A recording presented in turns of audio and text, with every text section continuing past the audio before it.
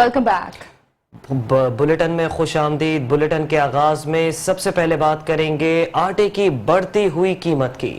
آپ کو بتائیں کہ شہر کراچی سے لے کے خیبر تک عوام سستے آٹے کے حصول کے لیے رل گئے ہیں۔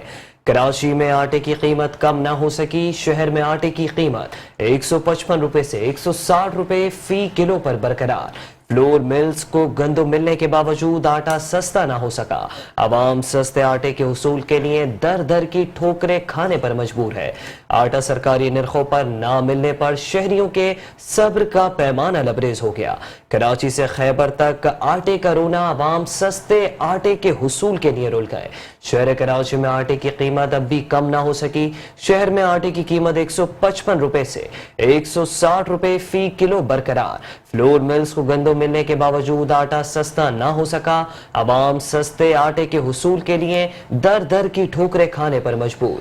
آٹا سرکاری نرخوں پر نہ ملنے پر شہریوں کے صبر کا پیمانہ لبریز ہو گیا ہے۔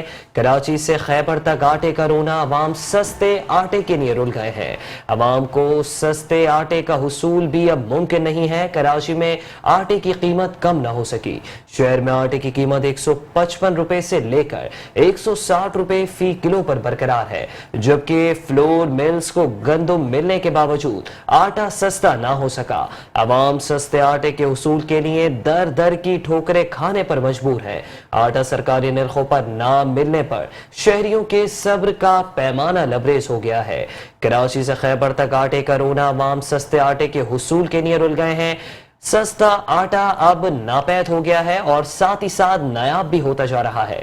شہر کراچی میں آٹے کی قیمت کم نہ ہو سکی۔ شہر میں آٹے کی قیمت 155 روپے سے 160 روپے فی کلو پر برقرار ہے، جبکہ فلور ملز کو گندم ملنے کے باوجود آٹا تاحال سستا نہ ہو سکا ہے۔ عوام سستے آٹے کے حصول کے لیے در در کی ٹھوکریں کھانے پر مجبور ہے۔ آٹا سرکاری نرخوں پر نہ ملنے پر شہریوں کے صبر کا پیمانہ لبریز ہو گیا۔